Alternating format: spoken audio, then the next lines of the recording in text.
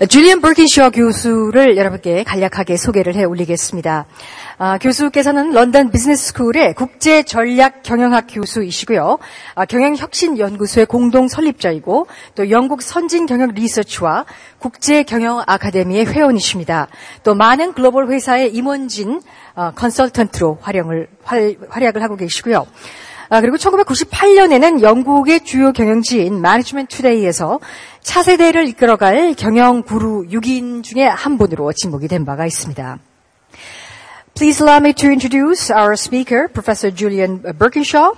Professor Birkinshaw is Professor of Strategic and International Management at London Business School, and I believe that the detailed CV will appear on the screen shortly. And he was hailed as one of the 6 next generation of management gurus by Management Today. 여러분, 줄리안 버킨쇼 교수를 박수로 맞이해 주십시오. Professor Julian Birkinshaw.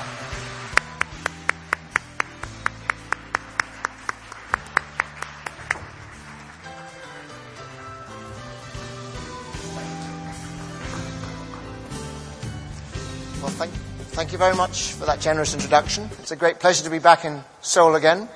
The World Strategy Forum, as you gathered, is about looking for new ways ahead, for looking for ways of surviving and thriving in these times of great change. And what I'm going to do today is to shift the pace a little bit from what you've heard already about the economic situation and talk a little bit about the business world. The business companies are driving the changes that are going on in society. And for me, the important thing to think about is a little bit about how these organizations can work and manage better. I will start with a couple of incidents which have been very big news in Europe and, big news, I think, in large parts of Asia as well. The Lehman collapse was the kind of the epicenter, if you like, of the credit crisis a couple of years ago. And then you'll see on the screen the famous Icelandic volcano that no one had ever heard of until recently. Eyjafjallajökull is its name, which of course is a very surprising thing to talk about, except that it grounded all flights within Europe and it affected flights across the world for a period of 1 week. And it brought unprecedented disruption to large parts of the economy. And of course my point is that these are isolated events, but in fact we seem to be having more and more of them all of the time. And for me, this sort of turbulence, completely surprising events that take the world by surprise, are the new normal that we have to get used to. What should companies do to respond to that new normal? Well, they have to start to become more agile, they have to become more innovative, they have to start thinking very differently about how they engage the people who work for them. And my message is about essentially saying that the systems and procedures that we've been using for managing our organizations for the last 100 years are no longer going to be successful in the next 20, 50 or 100 years. We need new principles of management. Let me briefly talk about the credit crisis, which of course was and continues to be an event of epic proportions. Lehman Brothers is the most visible sign of the problems because, of course, Lehman Brothers no longer exists and its assets have been sold to other banks around the world. If you look under the surface of what happened there, this was not a crisis, a failure, if you like, of policy. It was not a failure of governance. It was a failure of management, by which I mean the people running Lehman Brothers made management errors. What are the elements of that? Well, I think it goes without saying that their risk management systems were poor. Their systems for choosing which businesses to invest in and which ones to not invest in. They also had what I would call perverse incentive systems that encouraged people to do the wrong things. They encouraged people to grow the business at any cost rather than to invest in the profitable lines of business. They have a phrase in the City of London called "eat what you kill," the idea being that I as an individual will be rewarded essentially for the business that I bring in rather than encouraging me to collaborate with others. And I would argue that Lehman Brothers, just like many other investment banks, had no real higher order purpose, no strong reason to exist other than to help people to make money. I think you will have heard the expression from Lloyd Bankfine of Goldman Sachs, "We're doing God's work," he said quite famously. Well, I'm not sure it is God's work. I'm not sure that many people really understood the higher order purposes around why they do the world of banking. So it's an example simply of an organization which found itself in trouble largely because of the management systems it was using that were incredibly poor. And that may seem like overstatement, but I know many of the people in many of the big investment banks in the UK and in America, and I think they would agree with me that in fact their management systems are not very sophisticated. Now, I'd like to just heighten the tension a little bit by saying there are real problems with the current model of management that we use. If you have a look at that screen, I put on the screen, I'll show you the results of this survey in a minute, the professions that people respect the most. It's a list of well-known professions, and this is data collected by Gallup, which is a big American organization that does market research. It turns out that business executives only have 12% approval rating. What does that mean? It means that 12% of the people who responded to this survey said that they thought the honesty and ethics of business executives were either high or very high. You compare that number. Business executives are rated lower than lawyers and bankers and journalists. Certain professions like doctors and police officers and clergy rate very highly. And only the car salespeople rate below them, which for me is a rather depressing statistic. And I don't know quite what it's like in South Korea, but certainly in the UK and in North America and many other countries, this is not a place you want to be, to stuck behind the lawyers and the bankers and the journalists. So, there's a problem with management's professionalism, with the respect it has in society. There is also a problem with the way that management is conducted. Here's another survey conducted by an economist at the London School of Economics, Richard Layard. He studies happiness. He studies questions about what makes people happy. And he asks, who are you happier spending time with? With your friends, with your parents, with your spouse? Well, again, in the interest of time, let me show you the results. It turns out we're happiest with our friends and our parents and our relatives and our spouses. But let me draw your attention to the bottom of the list. What this data says is that people would prefer to spend their time alone rather than with their boss. Isn't that a shame? Isn't that a problem?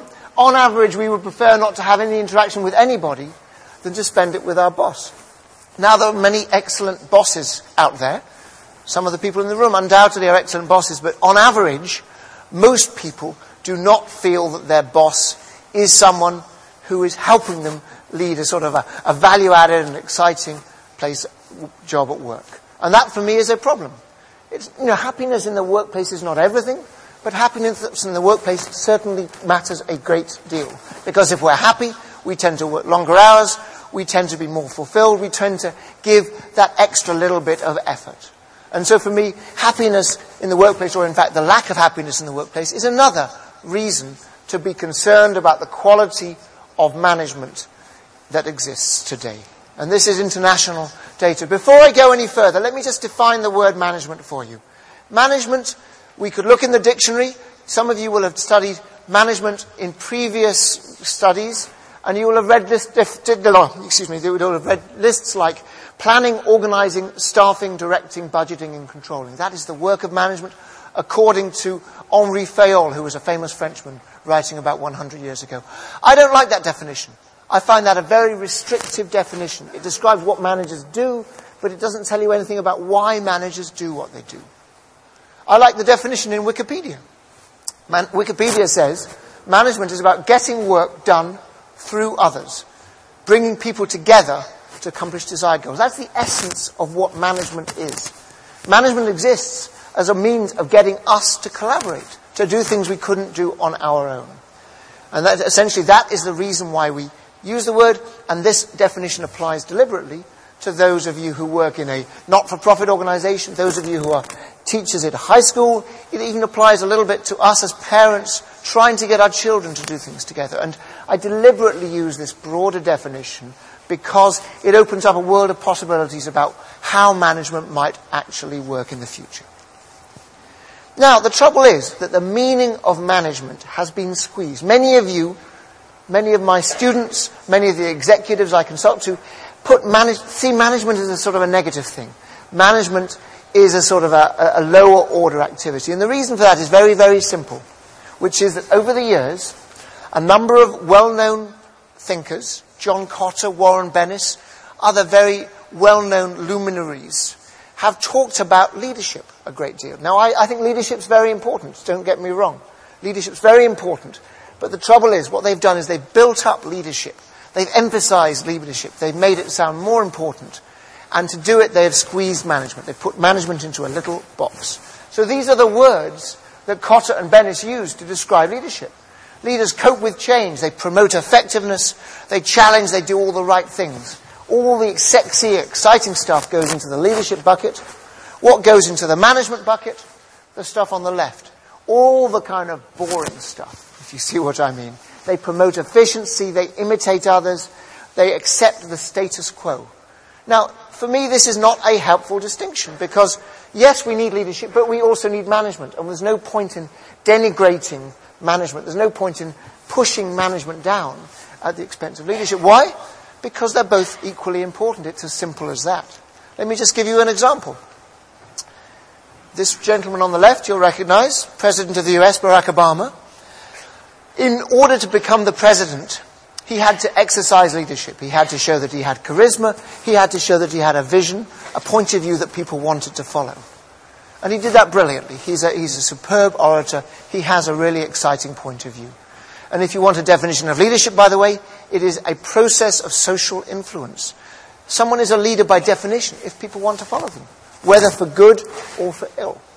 Now, Barack Obama is president. What will define the success of his presidency? I believe it will be largely his management skills. Okay? So his ability to get the major healthcare reform bill passed a couple of months ago, and all of the things he's done since then. That is all about negotiating with individuals, working with them to pursue a common goal. It is the skills of managing that enables him to get healthcare reform and other bills passed. So he needs leadership, but he also needs management. And you're familiar with the yin and yang symbol. Indeed, that's the symbol for the World Strategy Forum as well. The idea that we have two different things that act in harmony with each other. Well, for me, leadership and management are simply two horses pulling the same cart. So as we think about improving the way that big companies, and indeed small companies, work in the future, one of the things I think we have to take very seriously is enlarging the role and importance of management. Because management is about getting things done, getting work done. And successful companies get things done. They don't just talk about things, they get them done. I think Lehman Brothers and other companies in the investment banking industry got into trouble, but partly because they did a lot of talking and not as much doing. So, for me, and this is a summary of my first part really, I think we need to reinvent management. I think we need to think much more broadly about what management is all about and how we do it. I think good executives, leaders and managers, and I think that management is not just the narrowly defined way of working that probably worked in the industrial era. We're in the post-industrial era. And then secondly, I think we need to become more innovative, more thoughtful and creative about how we work. The reason that we work the way we do today is almost always because we are building on what we did in the past. I think we can and should be more creative and innovative about the way that we do management. Let me just sharpen my definitions here a little bit in terms of what management was and what management should be.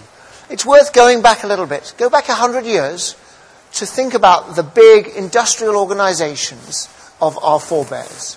The ones, at the dawn of the Industrial Revolution when the first ideas about management were created and defined. What were the problems that management was designed to solve in those days? Well, it turns out it was three basic things. It was about routinizing and standardizing work in order to create replicable products. It was about, if you like, maximizing the diligence and discipline of employees because jobs were defined in such a way that each employee had a very specific job to do.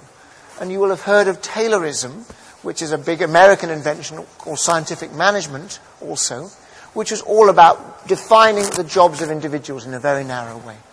And of course it was also about organizing and coordinating rather complex manufacturing processes. Now, a lot of these principles are alive and well today, and so they should be. Large parts of your economy, large parts of the European economy, large parts of the American economy are still basic manufacturing activities.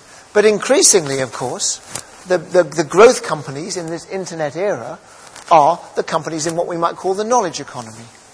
Now, I think in a knowledge economy and in the turbulent world in which we are living, we need to actually start addressing a different set of principles and challenges. How do you change fast enough to stay relevant in a world of accelerating change? If the environment is changing quicker than you are, how can you possibly stay relevant to catch up with that? How is it possible to innovate boldly in order to escape the pressures of hyper-competition? Every industry is more competitive than it used to be. We need to innovate to continue to get ahead of our competitors. And finally, how can we create an organization where every individual, if you like, gives the best of themselves, brings their whole self to work, rather than doing the bare minimum? So if you ask me what are the imperatives, the things that big companies must do in the years ahead, 3 words: adaptable, innovative, and engaging. And indeed, after I finish speaking, we're going to hear 2 fascinating case studies from Doosan and LG Group, talking about some of their efforts and experiences and indeed successes in being adaptable and innovative and engaging. I think there's plenty of examples in the Korean economy. I think there's plenty of examples around the world. But there's also very many companies which are continuing to be stuck in a very traditional way of working. So what I want to give you in the second half of my talk is a framework of thinking a little bit differently about the principles of management, the way that we do what we do. Now, I have on this chart, I'm going to go through it sort of piece by piece. What we have is a set of traditional principles on the left-hand side. You recognize these words: bureaucracy, hierarchy, extrinsic motivation, and alignment. I'm going to suggest that there's 4 alternative principles around emergence, collective wisdom, intrinsic goals, and obliquity. And each of those different principles captures a slightly different mindset, way of thinking about how the work of management gets done. And I'm going to take you through each one in turn, and then I'm going to talk a little bit about how they fit together. So let me take the first one. Bureaucracy. You understand the concept of bureaucracy. It is essentially says that we are coordinating our activities through a series of formal procedures and rules. Very, very helpful, but also limiting. Why? Because ultimately, in a complex and turbulent world, the harder it is to predict what the future holds, the more difficult it is for formal rules to do the job, because the formal rules are defined according to the past, not according to the future. What does this alternative concept of emergence look like? Emergence, also called self-organization, says that individuals will, of their own free will, mutually adjust to one another. They will figure out how to work together without being told what to do. Here is an analogy. This is an analogy from Holland, from the Netherlands, and it's an analogy based on a road traffic planning experiment by a gentleman called Hans Monderman. He had the bright idea, a few years back, of saying that in order to make roads safer, we have to make them more dangerous. So what he did, and you can see this roughly in the picture, he said, we want to get rid of all the traditional signs and markings and stuff that gets in the way of individuals making free choices. And he said, let's strip all of that stuff away. Let's get rid of the markings. They don't have a proper pavement. Let's have an open space in which the cars and the cyclists and the pedestrians can move freely. Now that sounds like a recipe for chaos. But in fact, what happened is that it actually worked very nicely. When a car would approach such an intersection without knowing which way to move, the individual driving it would essentially pause and look around and figure out for himself how to find his way through the intersection. And essentially, the individuals using this interchange, their behavior was emergent. They coordinated for themselves without responding to any formal rules at all. So this is an experiment in town planning which has been rolled out in different countries around the world. I don't believe it's come to Korea yet, but please tell me if I'm wrong. And it's a very nice analogy to what happens in large organizations. Because if you think about it, we create management processes. We create processes for human performance management, for capital budgeting, for resource allocation. All of these procedures and processes are designed by well-intentioned individuals trying to create order. And my argument is, we want order, but we don't need order designed by somebody else. To a large degree, it is possible for that order to emerge purely through the goodwill, if you like, of everybody. I'll give you one practical example of this. UBS, the Swiss bank, its private bank, its wealth management business, a few years back, they were pondering how to grow. And as they looked at their growth prospects, they realized that the biggest blocker to growth was their budgeting process. The system by which they allocate budgets and define how much money people are going to bring in each year. They said, why do we have this budgeting process in the first place? That budgeting process is fundamentally sort of restrictive in what it does to us. So they said, let's get rid of it. Let us eliminate our traditional budgeting system, and in its place, we will put a much simpler system whereby every individual around the world who is selling products to clients is allowed to spend as much or little money as they like.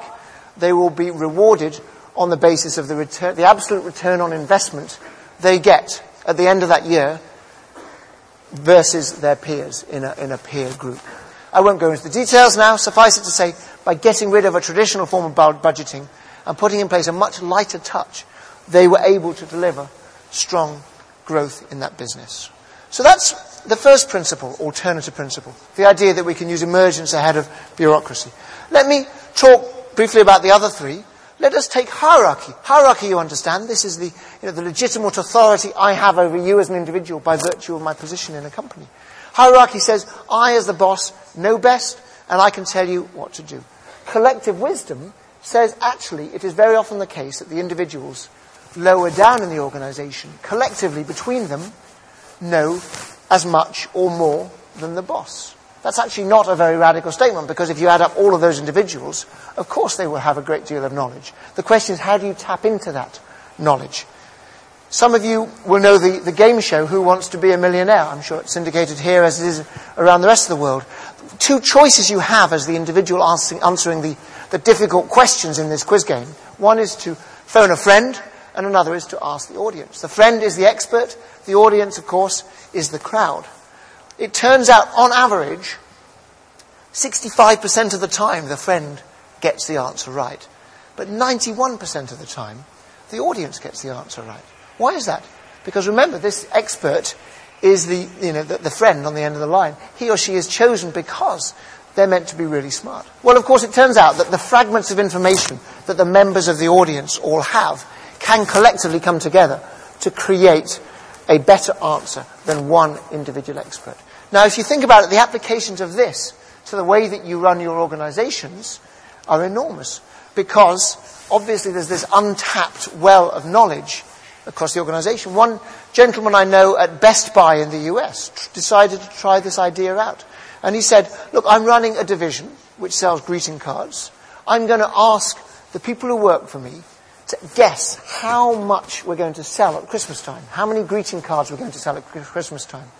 And he gave them 12 months worth of sales data as an input. And he got the average score by those individuals, and he took the average score by his, if you like, product planning team, the team whose job it is to make those estimates, those forecasts. And after the Christmas period had finished in January and February the next year, he discovered that the average score by the people who worked for him was 99% accurate. More accurate, in fact, than the official product planning team. So it's just one example of tapping into that wisdom that exists across the organization. And you can immediately think of many applications of that principle. The third principle I want to talk briefly about is quite an old one, actually. Of the four here, this is the oldest. This is quite a well-known story. Some of you will have heard of Douglas McGregor, Theory X and Theory Y. Those two terms map on nicely to the concept of extrinsic motivation and intrinsic motivation. And essentially what this says is extrinsic motivation is a traditional principle. It says, I work because I'm being paid to do so. I don't enjoy work. I work because I'm trying to put bread on the table. The intrinsic motivation principle says, I enjoy work. I am intrinsically motivated. I enjoy work for its own sake. And it's up to the managers who, as it were, create that work for me to make that work as interesting and exciting as possible. Now, I don't think I need to convince you that a happy, motivated worker is likely to produce more. But I think it's important to realize that there's a number of different levers that can be used, working across this spectrum so that the manager essentially taps into a range of these different mechanisms. So I think for me personally, a combination of extrinsic and intrinsic rewards is useful. I'm going to give you one example, which is a company in India called HCL Technologies. Vineet Nayar is the chief executive. He is a very innovative thinker and doer. And he's got a couple of concepts about making work more physically interesting. What he says is, my job is to spoil my employees, to make work so interesting and enjoyable that my employees work harder and create higher quality services and offerings for their clients. And he says, in order to do that, I have to make the quality of management in my company better. How does he do that? A couple of specific examples. He created a system whereby all of the 360 feedback done on managers by their employees is posted online for everybody to see. Complete transparency in what people think of others. Now, obviously, that individual responses are anonymized, but the idea is, if you are a poor manager, if you're a manager who's doing a bad job, there is nowhere to hide. Your results are exposed for all to see. And, of course, as a result of this policy, many managers subsequently left the company. His second concept, the service ticket, says the following. If I am unhappy about something in my work, whether it's my latest job assignment, whether it's the desk at which I'm working, whether it's the perks and benefits associated with my job, I am free to open a service ticket to my line manager, to the HR manager, to the office manager. And Vineet Nayar, the chief executive, tracks the number of open service tickets that are being held by any manager at any time. So it's a mechanism to figure out how well the managers are treating their employees. Because I, as an employee, I'm the only person who can close a service ticket. So if I'm still not happy after 3 weeks, I can say the ticket is still open. I'm still not satisfied. He's trying to reverse the relationship a little bit. Make it clear that the employees are the people who are adding value in the front line, and the manager's job is, if you like, to serve the employees. Finally, let me get to this term at the bottom which you've never heard before, called obliquity. You all know what alignment means. Alignment says we are all rowing in the same boat together. The image of the rowing 8 is one that's often used. And of course it's a very attractive metaphor because it sounds like everybody is rowing together in time. I believe that this is a useful metaphor in some organizations but not in others. And the reason I don't like it in some organizations is because there's an interesting concept out there called obliquity, which actually has enormous resonance. What does this word mean? I've given you the definition. It's the idea that goals are best achieved indirectly. In order to achieve a goal, I should deliberately shoot for an alternative direction. Let me give you an example from your personal life. I talked about happiness earlier. If you want to be happy in your life, it turns out the best way to do that is deliberately to take on a challenging task. You might want to, climb Mount Everest. You might want to, swim a great distance. You might want to run a marathon. These are difficult tasks, but you achieve happiness not by being happy in doing the task, but happiness by virtue of having completed the task. That is an example of an oblique goal, an indirect goal. How does that apply to the world of business? Well, let me just give you one example. There's an awful lot we could say here, but let me give you one example in the interest of time. Here's 2 very well-known companies, ExxonMobil and IKEA. Exxon says we must continuously achieve superior financial and operating results while simultaneously adhering to a high ethical standard. This is a very direct financial goal. IKEA, on the other hand, says our goal is to create a better everyday life for the many people. That is an oblique goal. Now, both of these are very high-performing companies, so I'm not saying one is right or wrong. But when studies have been done looking at companies that have these oblique goals, what they have discovered is that the companies with oblique goals overall in the long run have higher performance than other companies which have had narrower financial goals. So the companies that seek higher order objectives actually outperform the ones that seek narrow financial objectives. So this is a concept which I think is worth thinking about. We're not going to talk about it in any detail today, but as a way of thinking a bit more broadly about setting of objectives, I think it's very useful. So I'm going to close there. I'm going to just acknowledge one interesting point of view, which is data I've been collecting over the years about these issues, which say that on average, if you look at that chart, the yellow line is where companies feel they are today. On this chart, the red is where they'd like to be in 5 years. Most companies, in my experience, say we are trying to change our management principles to become more like those principles on the right-hand side. Now, let me just acknowledge before finishing, this is a difficult and long journey. I know very few companies who have gone a long way down this journey. But what I see is signs of companies experimenting with new ways of working, experimenting with new management principles and practices in order to achieve agility and responsiveness and innovativeness and engagement. So I will now close. I would like to thank you very much for your attention this afternoon. I hope my ideas have been of some inspiration to you. Thank you. 네, 줄리안 버킨쇼 교수님 감사합니다.